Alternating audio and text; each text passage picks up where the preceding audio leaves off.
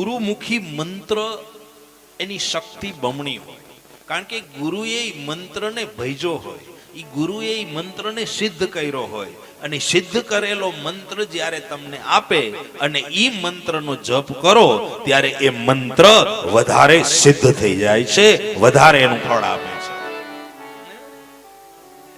અને નહીતર ગુરુએ જે મંત્ર આપ્યો એ મંત્ર આપણને આવડતો હોય, પણ છતાંય ગુરુના મુખેથી લેવાયેલો મંત્ર એટલે એને ગુરુમુખી મંત્ર કહેવાય.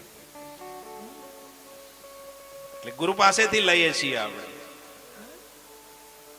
બ્રહ્મ સંબંધ લઈએ, ગુરુ મંત્ર લઈએ, ગુરુમાલા લઈએ, ગુરુ કાનમાં મંત્ર આપે, અને એ મંત્ર દ્વારા આપણે તપ જપ જે નામ જપ કરતા હોય, માળા કરતા હોય, એનું વધારે ફલ પ્રાપ્ત. ખાસ ગુરુ મંત્રનો જપ સતત કરવો. નારદજી ગુરુ બન્યા અને એ નારદજીએ ધ્રુવજીને ગુરુ મંત્ર આપ્યો. કયો મંત્ર આપ્યો?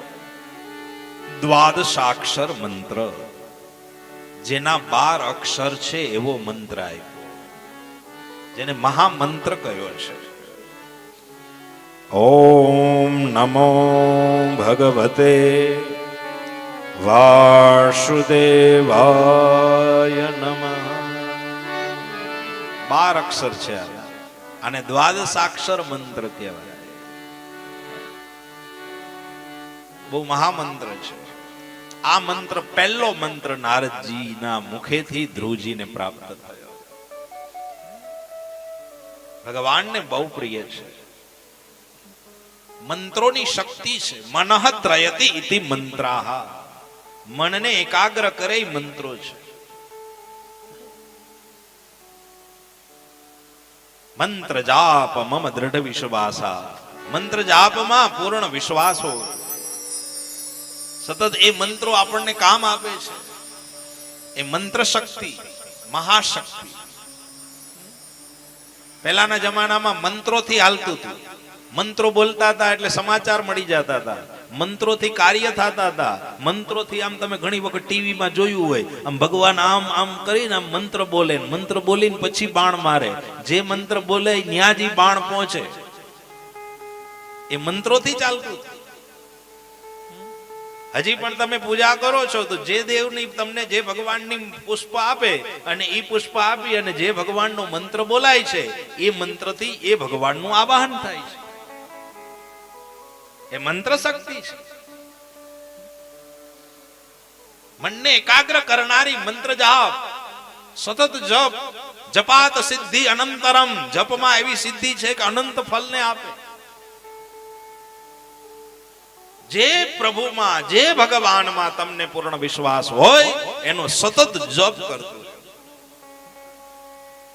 હાલતા બોલતા ચાલતા કોઈ પણ ક્ષેત્રમાં તમે હોય, તમારા ધંધામાં બિઝનેસમાં ગમે ત્યાં હોય, તમે જપ કરી શકો છો. એવું નથી કે મંદિરમાં જઈને પછી જ જપ થાય, એવું નહીં. કોઈ પણ સંજોગોમાં ગમે ત્યારે થઈ શકે છે. સુતા હોય તો બી થઈ શકે. પૂજામાં બધા નીતિ નિયમ હોય, પણ નામ જપમાં કોઈ નીતિ નિયમ નથી હોતો. તમને અંદરથી ભાવ થાય, બસ તમે ચાલુ થઈ જાઓ.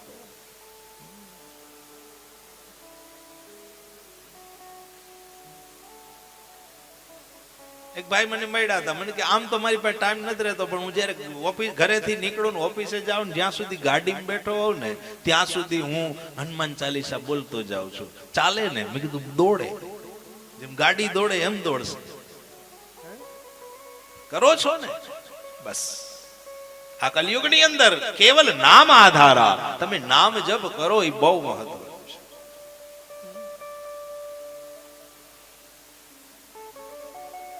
તો નારદજીએ ધ્રુવજીને મંત્ર આપ્યો. કયો મંત્ર આપ્યો?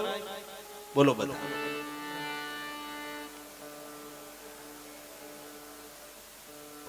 ઓમ નમો ભગવતે વાસુદેવાય. ઓમ નમો ભગવતે વાસુદેવાય. 2 મિનિટ જપ કરો. ભગવતે વાસુદેવાય. ઓમ નમો ભગવતે વાસુદેવાય.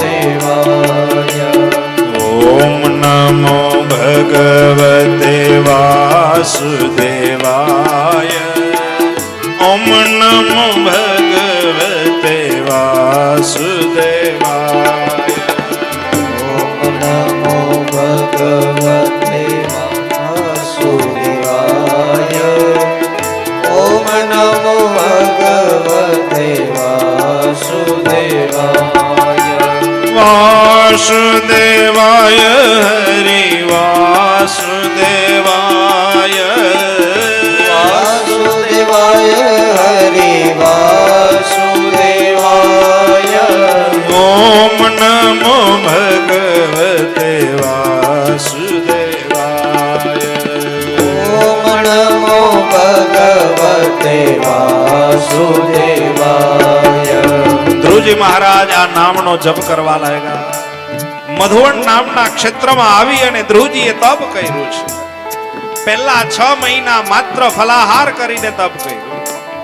પછીના 6 મહિના માત્ર જલપાન કરીને તપ કર્યું. પછીના 6 મહિના ઊભા થઈ અને તપ કર્યું. જુઓ, એક એક સ્ટેપ વધતા ગયા આગળ આગળ.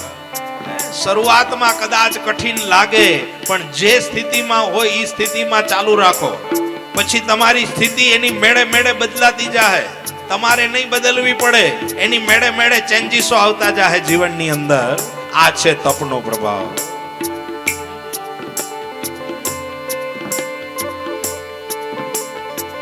પલોઠી વાળી ના નામ ન લેવાય તો કાઈ વાંધો નહીં. તમે તમારે ઊભા થઈને કરી શકો છો.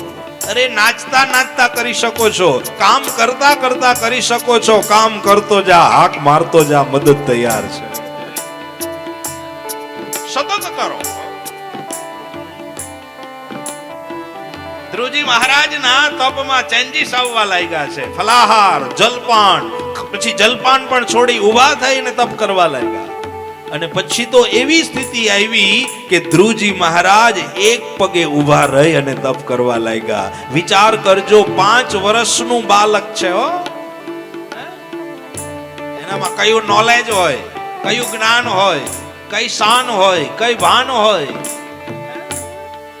અને એ ધ્રુવજી મહારાજ એક પગે ઊભા રહે અને જ્યારે તપ કરે ને ત્યારે બ્રહ્માંડ પણ ડોલવા લાગે છે. ઓમ નમો ભગવતે વાસુદેવાય. ઓમ નમો ભગવતે વાસુદેવાય. ઓમ નમો ભગવતે વાસુદેવાય. ઓમ નમો ભગવતે વાસુદેવાય. વાસુદેવ બોલે નું કલ્યાણ થાય. વાસુદેવ બોલે નો કલ્યાણ થાય. વાસુદેવ બોલે નો આત્મા રાજી થાય. વાસુદેવ બોલે નો આત્મા રાજી થાય. ઓમ નમો ભગવતે વાસુદેવાય. ઓમ નમો ભગવતે વાસુદેવાય. ઓમ નમો ભગવતે વાસુદેવાય. ઓમ નમો ભગવતે વાસુદેવાય. આકાશના દેવતાઓ ભગવાનની પાસે આવીને કહેવા લાગ્યા કે હે ભગવાન, ધ્રુવજીને જે જોતું હોય તમે આપી દો. કેમ? નહીતર આ તપના પ્રભાવથી બ્રહ્માંડ નીચે પડી જશે. અને જ્યાં ભગવાને આવીને જોયું ત્યાં તો એક નાનું બાળક એક પગે ઊભા રહી અને તપ કરી રહ્યું છે. ભગવાને વિચાર્યું કે ઋષિઓને તપ કરતા જોયા, દેવતાઓને તપ કરતા જોયા, પણ આજ પહેલી વખત એક બાળકને તપ કરતું જોયું. ભગવાન પણ બહુ રાજી થયા. પ્રસન્ન ચિત્તથી કહેવા લાગ્યા, હે ધ્રુવ, હે અવાજ થયો અને ત્યાં તો ધ્રુવજી મહારાજની ધીમે ધીમે ધીમે ધીમે આંખો ખોલી, ત્યાં તો ચતુર્રૂપે ભગવાનના દર્શન થયા છે. ઓમ નમો ભગવતે વાસુદેવાય, ઓમ નમો ભગવતે વાસુદેવાય, ઓમ નમો ભગવતે વાસુદેવાય, ઓમ નમો ભગવતે વાસુદેવાય, ઓમ નમો ભગવતે વાસુદેવાય, વાસુદેવાય હરિ વાસુદેવાય. ઓમ સંગાઈએ નમો ભાવ છે. ભગવતે વાસુદેવાય, વાસુદેવાય હરિ વાસુદેવાય, ઓમ નમો ભગવતે વાસુદેવાય, વાસુદેવાય હરિ વાસુદેવાય. ઓમ નમો ભગવતે વાસુદેવાય, વાસુદેવાય હરિ વાસુદેવાય, ઓમ નમો ભગવતે વાસુદેવાય, ઓમ નમો ભગવતે વાસુદેવાય, ઓમ નમો ભગવતે વાસુદેવાય, ઓમ નમો ભગવતે વાસુદેવાય,